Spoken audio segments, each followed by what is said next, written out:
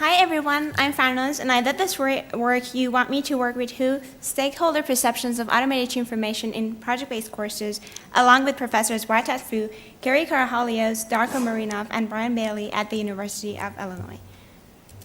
I'm sure everyone in this room has a story about team formation, and this is mine. It was 2 years ago, and I had just arrived in the US. I was sitting in the first session of the first class I was taking as a new graduate. And then suddenly the professor said, in this course you're going to work on a project in groups of 5. What he said was terrifying to me. I did not know a soul in the entire school, let alone the course. I didn't know how to approach people. I didn't know who to ask. So I'm sure many of you have been in the same situation as I was, and have gone through the same stress as I did. Although I look happy here, I wasn't at the time. Self-selection actually is a common approach by which instructors assign students to teams. It works well for some, for those students who know someone in the class and know they work well with them together, but even those teams have been shown by prior work to be homogeneous, meaning that they lack the distribution skills necessary for completing the course project or the goal of the course. For example, in a course that requires the teams to have designers as well as programmers, they might end up having programmers only. And so those students who find teams are the minority. This approach leaves many groupless, and then the instructor has to deal with them somehow. So the instructor can either force them on a team that already exists or force them together for no good reason other than that they didn't have anybody else to work with, And these teams aren't real world-like either. So in the real world, you don't get to pick your own teams. Another common approach is random assignment. It scales for large class sizes, it's easy, and everyone ends up on a team, but similar to self-selection, teams don't have the resources they need. So these two approaches, random assignment and self-selection, were two common approaches, but they have problems, and their problems we saw together. Our research team was part of a college-wide effort to make good teams. We wanted every student to be on a good team with all the right resources. We wanted them to have an excellent team experience. We wanted them to learn well. So we tried to realize that goal through the adoption and enhancement of automated team formation tools. So a team formation tool is an instance of a criteria-based approach for forming teams. How it works, so how it works I'm going to explain in a few slides, but we knew that it had potential for advantages. So the instructor could choose the criteria for forming the teams and could base those criteria selections on their prior experiences, on the team formation literature, which says teams with what makeup tend to work well together, and also on the goals they have for their teams. For example, some instructors emphasize learning, others emphasize project outcomes. And then the specific tool we used was called CATME. CATME is one tool in the category of these automated information tools. So how it works is that the instructor selects a set of criteria from the criteria that are available in the interface, although the instructor may add more. And so once the survey is constructed, the survey is sent to the students fill the survey out, and the data is collected. So the interface provides a weighing structure for instructors. As you can see here, gender is, so the instructor has specified that they want similar gender on teams, but they want diversified skill sets. And they can give each criterion a weight 2, which signifies its importance relative to the other criteria. And then they can go ahead and run the algorithm, and then get the team assignments and notify the students of their teams. So we were interested in knowing how students would react to an algorithm that forms teams. We wanted to know how satisfied they would be with the teams that they would get via that algorithm. And we wanted to know what they would think of this approach, what the perceived strengths and weaknesses would be, and also if they had any ideas for enhancing this. And as instructors were the other important stakeholders in this approach, in this process, we wanted to know their opinions on this approach too, and we also were interested in knowing what criteria they use in practice. So these tools offer many configurations. For example, CATME has 27 criteria, each with 11 configurations. The instructor can add unlimited more criteria, so not many of them have been studied in the literature. So it was unclear why instructors would choose the criteria they would, and what exactly would they choose. Also, for instructors that share our vision, in bringing about a good team experience for their students, we present the implications of our findings. To answer those research questions, we conducted a mixed method study in which we deployed CATME in HCS courses. So those courses were growing in size. A total of 869 students were enrolled in those courses, and we did a study in the course of 2 semesters. So the students were assigned to teams via with the approach I just explained, and the criteria for each course were selected by the instructor of the course. And then towards the end of each semester, we would distribute surveys to students asking 2 structured questions and 3 open-ended questions. The 2 structured questions were how satisfied students were with their team assignments, how much they recommended the approach for a future iteration of the course, and the 3 open-ended questions were what strengths they saw in the approach, what weaknesses they saw, and what ideas they had for improving it. So aside from the surveys and the student surveys, we also interviewed with instructors who had used this tool on their own initiative, who were outside this deployment, to get their perceptions too. And then we asked them to provide us with the criteria configurations they used in their courses. So here's an example of the criteria selections in 2 of our courses, software engineering and UI design. What the yellow rectangle shows is the criteria that were used in both courses and had this more or less the same configurations. For example, schedule was a big thing in both of these courses, and both instructors put similar scheduled people together and had given it a high weight. What the blue rectangle shows is the set of criteria that were selected in either of those courses, not the other one. And at the bottom of the table, you can see commitment level, which was diversified in the software engineering teams, and people in UI design course with similar commitment levels were put together. So as can be seen, these criteria are different across courses, but it doesn't mean that one of them or both of them are wrong. So the choice of criteria could be due to many things. For example, the instructors can have different learning goals. They can have different settings. And for example, as we saw in our interviews, one wants to make project teams, and the other wants to make study groups. And so there is no single formula for grouping students together. But what we saw was that in spite of these different criteria, most students were happy with their team assignments. So what this graph shows is how satisfied students were on a scale of 1 to 5, with 1 being low and 5 being high. The y-axis shows the number of people who have given their satisfaction a particular rating. We were surprised to see how satisfied the students were. We did not expect this level of satisfaction because we thought they might not trust the tool or the choices the instructors make, but they were satisfied and they saw a strengthened approach, which I'm going to share with you. Although students were satisfied, they didn't recommend the tool as much. They were rather unconvinced that this experience could be replicated in future use. They saw room for improvement in approach, and they cited weaknesses along with their ideas for addressing those weaknesses. So the student survey responses and the interviews were open-ended, they were messy, there was no word limit, so we had to develop a taxonomy to analyze them. We took them all, we broke them down into ID units, and we coded them using our taxonomy. The taxonomy had 7 categories for strength, 9 for weaknesses, and 5 for ideas for improvements. I am not going to be able to go through all of them because of the time constraint, but you are very welcome to go ahead and read them in the paper. So the first strength, which was the most cited, was that approach is based on rationale criteria, that there is an objective basis for grouping students together. Because of this attention to criteria, the students thought that their groups had all the resources they needed. And this was a big thing because 177 students out of 277 cited this.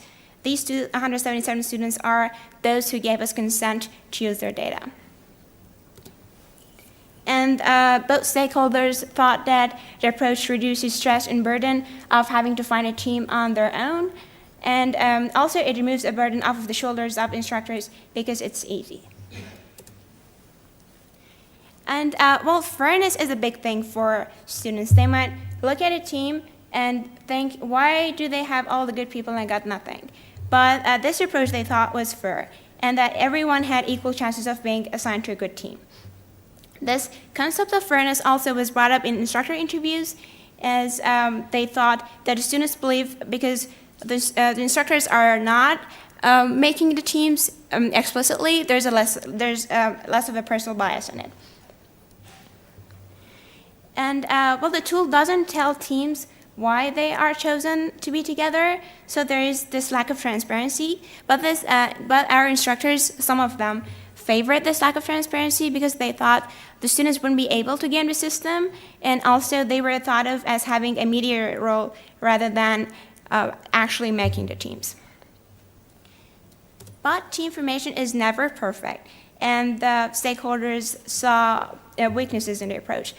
The most cited weakness was that sometimes students wanted the inclusion of certain criteria that were not considered in the process of forming the teams. For example, the student on the left here says that they wanted the characters and the personalities of their peers to be taken into account, but they weren't. Or the opposite, sometimes they didn't want something that was on the survey. They wanted it to be taken out. For example, the student on the right here says that schedule was a factor in their team formation, but it's not a good metric because schedules tend to change throughout the semester. But what this suggests is that maybe students should have a say in the choice of the criteria. Although lack of transparency was mentioned as a strength, it was also brought up as a weakness.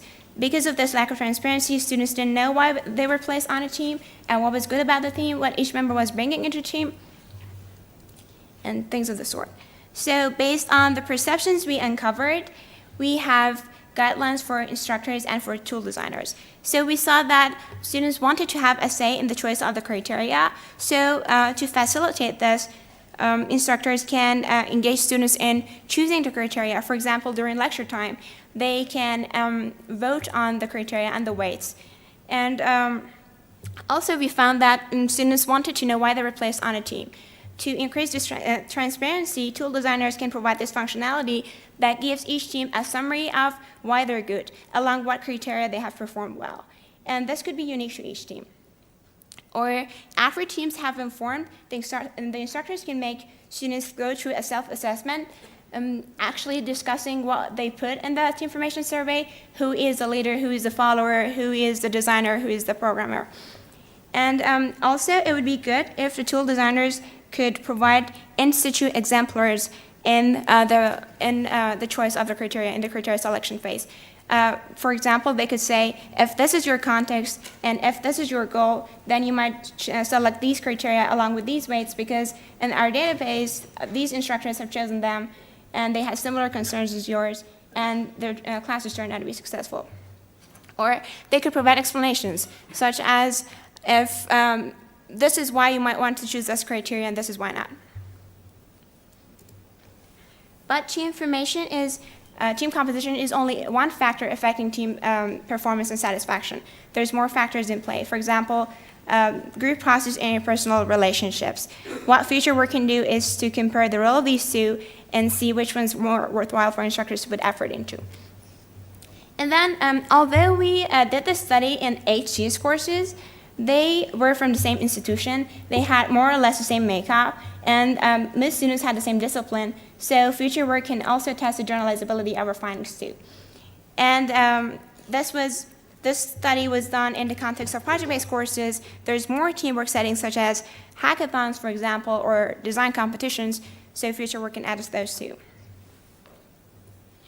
To sum, we created teams that worked, that students were satisfied with, and we gauged perceived strengths and weaknesses of the stakeholders in the process, and based on those, we offer recommendations and guidelines for tool designers in designing such tools and for instructors in deploying such tools in their courses. This concludes my thought. I'll be happy to take your questions.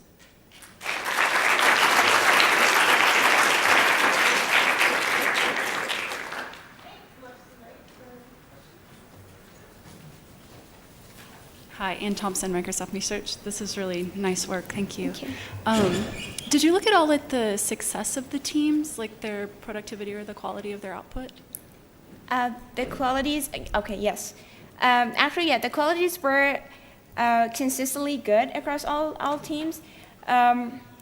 We also, yeah, so one thing we also looked at was to see if their satisfaction had to do anything with the qualities. Rather than their actual goodness of the teams, there was no correlation. So yeah, Great, thank you. that was a good thing to find out, yeah. Excuse me. Bob Kraut from Carnegie Mellon, and I'm not sure I understood, I was going to ask a similar question, I'm not sure I understood the answer that you gave to this one. Right. So in general, correlations between kind of satisfaction and quality of the work that teams do is around kind of 0.3-ish. So there's something there, but it's not incredibly strong. Actually, what we found was much less stronger. It was there was almost no correlation. So then why do you think this approach was a good approach? If it doesn't, students were happy in their teams, but didn't do especially well by being assigned to teams that the algorithms suggested would be good for them. Or am I missing Okay, so something? this doesn't suggest that they didn't do well. They could have done well, all of them, but that necessarily there wasn't a correlation between the satisfaction and the goodness. So, there's two factors. There's team performance and there's satisfaction. Right. So they were satisfied and they performed well, but the two didn't necessarily didn't have a correlation. So I guess I'm just having trouble understanding how you can infer the value of this way of forming teams. If there wasn't a control group and there wasn't a relationship between your outcome measure, the thing that you measure, the satisfaction, and this other measure of team success, which would be performance. So how do you know that this wouldn't have been as valuable as randomly? The other things that you identified as having problems in the beginning of the talk, the random or self-selection. Right, okay, yeah. So we did not have a control group, right. But what was most valuable for us was that students was that they appreciated the strength, some strength that, and that they told us about the strength. And we did not necessarily, okay, so when we first deployed these method, it was deployed for the first time. The common method before these were mostly self-selection in those courses. And we thought they would not like it because their agency were taken away from them.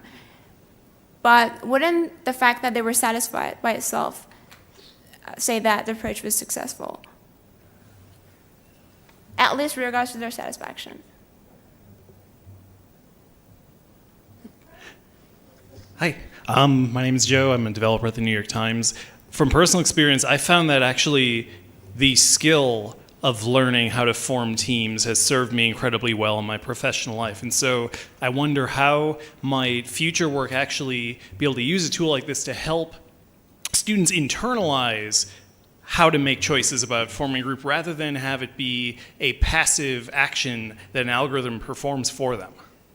Okay, so actually one thing that can be done is to give students, actually this is a good thread for future work, is to give students some level of agency. For example, those who believe they can go ahead and choose their own teammates. And then the rest can be assigned to them via CATME or any other tool such as this. And then, so they have the advantages of both. Actually, what prior work also advocates for constrained self-selection.